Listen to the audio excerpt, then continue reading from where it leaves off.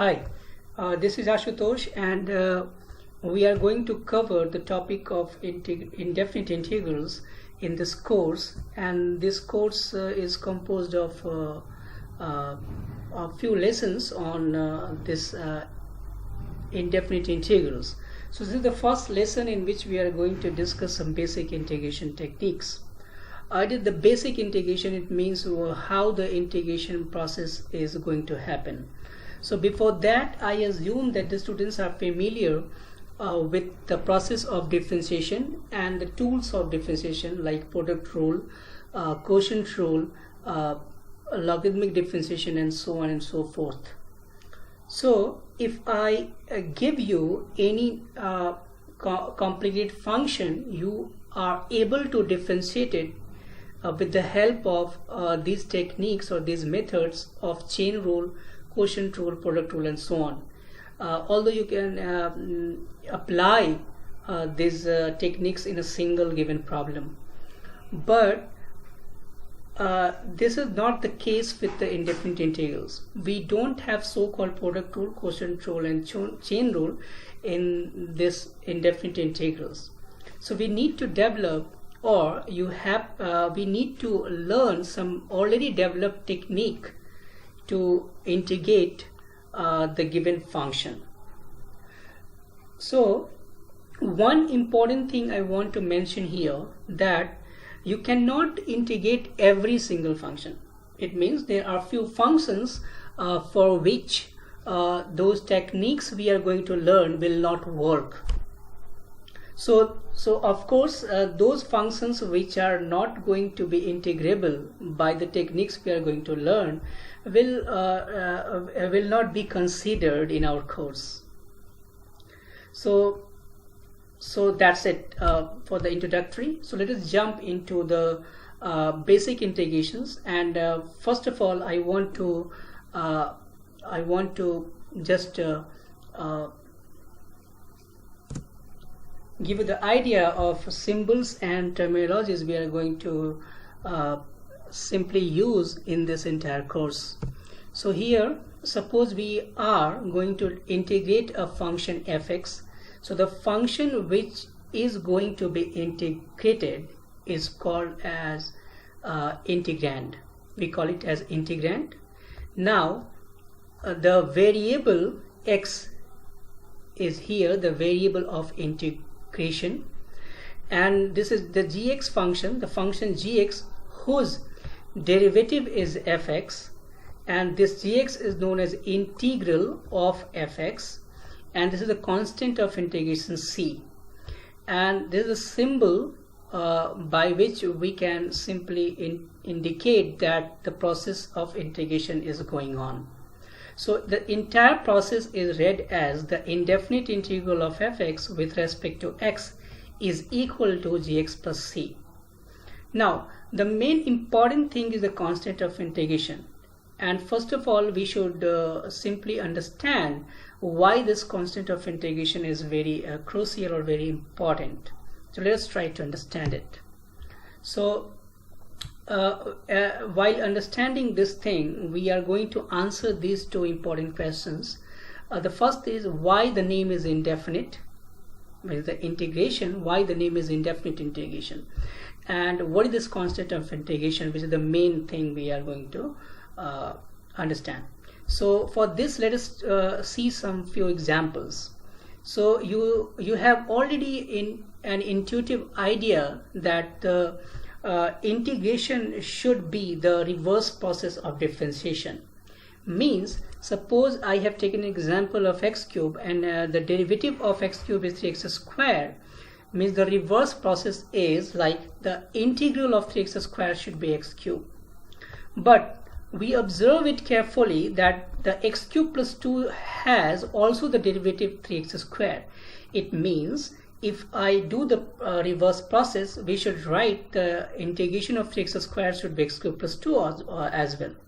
Similarly, if I differentiate x cube plus pi, the derivative is 3x square again, and so the integration of 3x square should be x cube plus pi as well.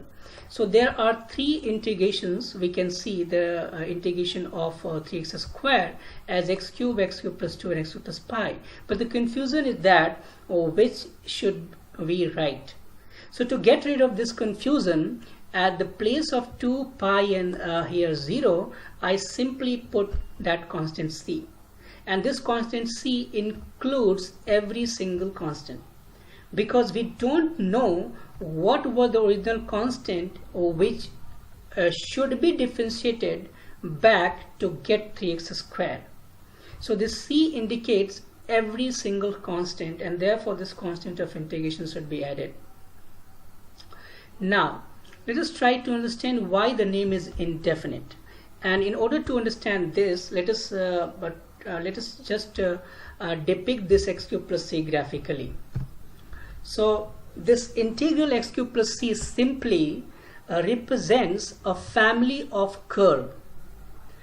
Where this x cube plus c, why the family of curve? It is the family of curve of the basic curve or the reference curve of x cubed. So here the green curve here, you can see this is for c is equal to 0, and it indicates y equal to x cube curve. And for this red curve, you can see this c is equal to 2, so this x cube graph is shifted 2 units upward on the y-axis. Similarly, this blue curve is indicating the curve for c is equal to 3. So this x cube plus c is actually not the specific curve of the family. It is the general curve of the family. So this x cube plus c is not definite, and so it is indefinite. Therefore, we can see that that the integration of 3x square dx is x square plus, suppose I write 2, then we can simply say that x cube plus 2 is an integral of 3x square. This is the basic concept, that this is x cube plus 2 is one of the integrals of 3x square, because 3x square has infinite number of integrals. And if I write this, the integral as x square plus, oh wait, this is x cube, sorry. So this is okay, so x cube plus c, then this is called the integral of 3x square. This is the integral of 3x square. So actually you have to understand this basic or a very minute difference between an integral and the integral. An integral stands for one of the member of the family of x cube plus c. And in order to find this c, we must we must are given a few information about the curve, and these informations can be used to find the value of c, and we will see this kind of things in few problems in succeeding chapters. Now let us understand some basic integrals we are going to use while we face some problems to integrate. So the first thing is the integration of 1 is x plus c. And of course it is very obvious that the derivative of dx x is actually 1, and so why not the integration of dx or 1 is x plus c. Similarly, there is a power rule of integration. So we can say this is a power rule, and the power rule is nothing but the integration of x to the power n, and n can be any real number. Here it is important that n is actually any real number, and n except the value -1, because whenever the n is going to be -1, it will become 1 over x, and we know the derivative of ln x is 1 over x, and so the integration of 1 over x should be ln x plus the integration of constant. Similarly, the integration of e to the power x is e to the power x plus c, and the integration of a to the power x is e to the power x over ln a plus c, and so on. So students are requested to take this take the notes of this list of the important integrals. Here are few of them now. That's the integration of sin x is negative cos x, the integration of cos x is sin x, and so on. So this integration marked with the star are actually are the result of some process of substitution, and we will learn this technique in upcoming chapters. So if the students have already this list with them, then that will be appreciated, and if they have not, they are requested to just pause the video and take the notes to prepare this list. Okay, so now we are going to apply these important or some basic integrals to integrate a few functions. So we have the first example as the x times x square minus 1, and we want to integrate it. So you can see that this is the product of two functions. The first function is x and the second is x square minus 1. So it's very tempting to use the product rule if we are going to differentiate it, but here we are not going to do so, because we have no such product rule technique in integration.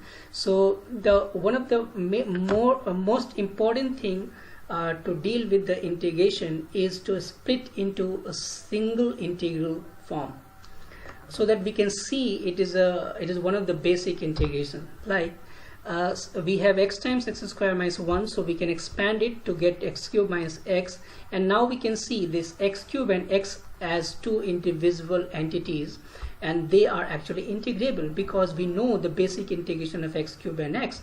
So the integration of x cube can be done as x to the power 4 by 4 with the help of this power rule, and similarly for integration of x, because the power is 1 here, so we can again use the power rule for this, and so we can write this x to the power 4 by 4 minus x squared by 2, and the constant of integration should be added in every integral, and so this is the final integration.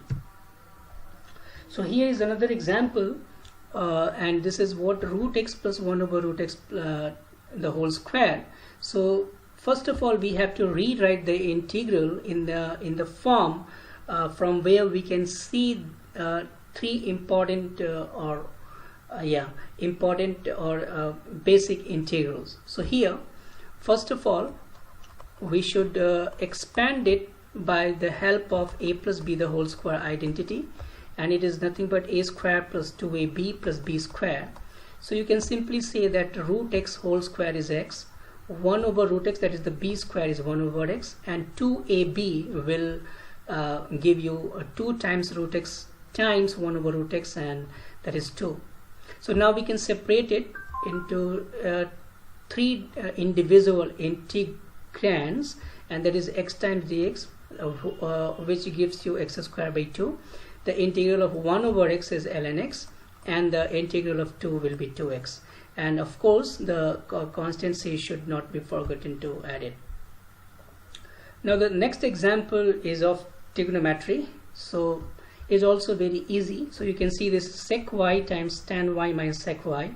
So of course we have to split into 2 or whatever number of integrals. So first of all we have to multiply it, so we'll get sec y tan y minus sec square y. So one question student may ask, that sec y tan y is also in the product form. Yes, but the sec y tan y is the exact derivative of the function, we know. Like the derivative of sec x, we know it is sec x tan x, isn't it? So the derivative of sec x is sec x tan x, so of course the integral of sec y tan y should be sec y. So we can write the integral as sec y, and here the derivative of tan y is sec square y, and so the integral of sec square y should be tan y, and of course the constant c should be here. Now for the next example, here it is x cube plus 1 by root x, and again this is in the quotient form, but we have to split into 2 indivisible integrands. So first of all we should write x cube over root x, which is nothing but x cube over root x, and this is actually x to the power 3 over x to the power half, and which can be further written as x to the power 3 minus half, and which will give you x to the power 5 by 2. And similarly 1 over root x can be written as x to the power negative half to see the exact powers of this x. So here x to the power 5 by 2 can be integrated to get x to the power 5 by 2 plus 1 over 5 by 2 plus 1, and the integration of x to the power negative half can be also done with the same process by the help of power rule. And so after further simplification we get this as the complete integral of the given function. So this was the short introduction on the basic integral, and the students are requested to just list all the important integrations, and they can also apply them to do some basic examples. So next lesson we will do some other stuffs. So that's all for today's lesson. Thank you very much.